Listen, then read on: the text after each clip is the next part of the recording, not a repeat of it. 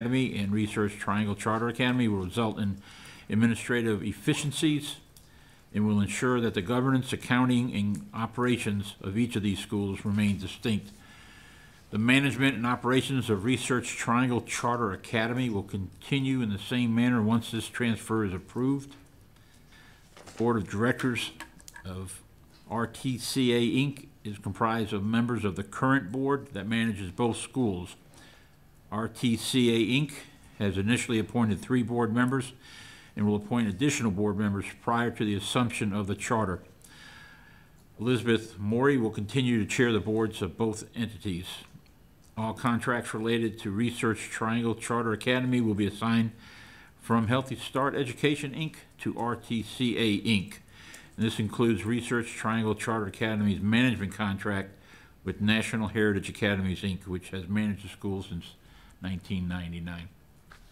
Basically, there is one nonprofit board that's managing both schools. They're going to split, and each one have their own nonprofit board, which will consist of a lot of the same members. Okay? We have gotten all the documentation that we need to approve this amendment. They're let us know the week before last, so we worked really hard to try to get all the information so we can present it to you for a recommendation, and we'll take it to the state board at their June meeting. They're requesting that it be an action on first read. I will certainly advocate for it, but I can't promise it. They would like to have this all done before their fiscal year ends, so they only have to have one audit. So, Right.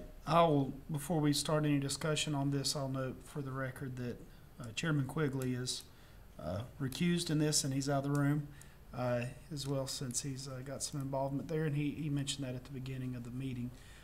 Do we have any discussion on this amendment request? Seems pretty reasonable to me. Just a reminder as to the reason, the purpose they want us, split it to 2 is just. well, as they state in this, is they feel like it can be more efficient if they have it's run by 2 distinct boards versus one. There's representatives of school that are here if you'd like to ask them to address that. Yeah. Yes, ma'am. If you'll come up and just say your name. I'm Liz Morey, and I'm the board chair of both entities. This is also part of the renewal for Healthy Start Academy when we came before you for our renewal. One of the 3 things we said we were going to do was split the 2 schools into 2 so that we had a board that would be concentrating on each school. Because we have a management company and a school that doesn't have a management company, it means I have to find board members that are willing to do 16 board meetings a year. That's hard to do because each school is so different. So one of the things we decided to do was split the 2 schools and have each one governed separately. Eventually down the road, each school will end up with their own separate board. I have agreed to stay on at RTCA because they're in the renewal process right now, and NHA has asked me to do that because none of the members currently have gone through the renewal process. Any questions? So, which one came first? Healthy Start Academy. And how did you add Research Triangle? We were asked by Rycold Chemical to write a charter to be based in Research Triangle Park. The same board to do both. Mm-hmm.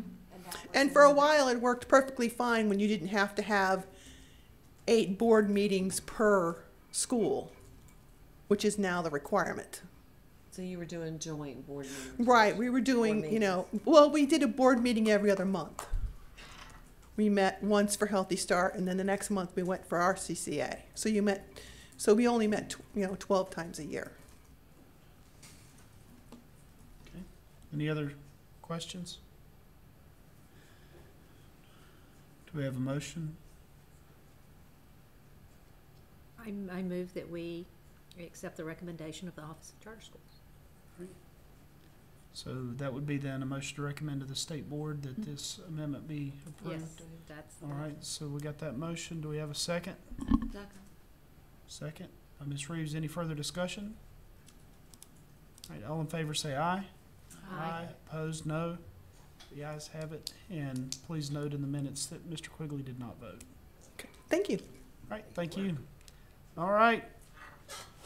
We got one more thing to do, right? Planning for the next meeting? I heard you. Wasn't listening. It's okay, you can listen. Just can't talk. Right, so, for your June 11th meeting, there will be two big things in front of you. One will be, school decisions, as discussed. The next will be your final recommendations on ready to open schools. And then if you want, depending on what we have to do for the school discussion, we can have another renewal school present to you at your June meeting. Because at your July meeting, since that is off-site, you will not have a school will not present to you at that time. So right now, those are the things that are before you unless we get more amendment requests. So two big things coming at your June meeting, and it will probably only last until about 2. It shouldn't be longer than 2 o'clock to get you guys out of here that day. Yeah, at least from my perspective, I'm worried about having a school come in to present if we don't know whether we're gonna have 6 things to look at or 1 thing to look at or 0 things to look at. Mm-hmm. So I guess we can play it by ear and plan that offline. If we are just saying no and just resume school. Yeah, let's just say later? it's too busy of a Okay. time. I wouldn't even want to ask Okay. somebody Yeah, to come most in. schools are Yeah, gonna. they'll be they're coming in not during this busy testing and anyway. stuff. Yeah. Or just graduation, last couple weeks of school. It's just a really busy I know time. I'm not gonna be able to be here because I'll be doing summer school. That's the start of that week's of summer school. And I think that we have concluded I don't know if June will be a good time based on what we may have to do, depending on how many proposals are before you.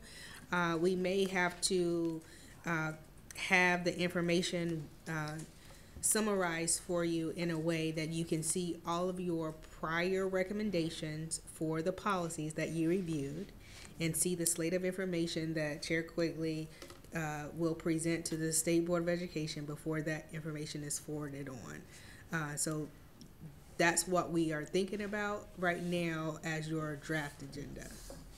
So, The RTO piece, we don't know which schools are gonna come in.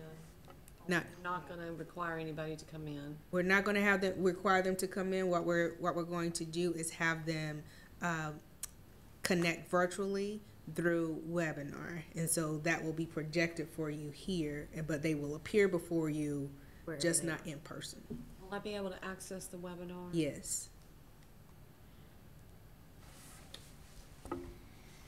Can the state board spend $2,000 or so and get 2 TVs or at least 1 TV and put there so that people that sit from this part up can see without having to break their neck?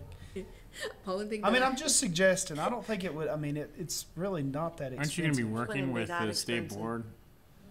Yes, and so I know that there was a request. I mean, I know the Bill Cody RFP would probably sent like out, it. and we know the troubles that we've gone through for our RFP. So I don't know when that will resurrect itself again. Can we just take up a donation for a TV? Hey.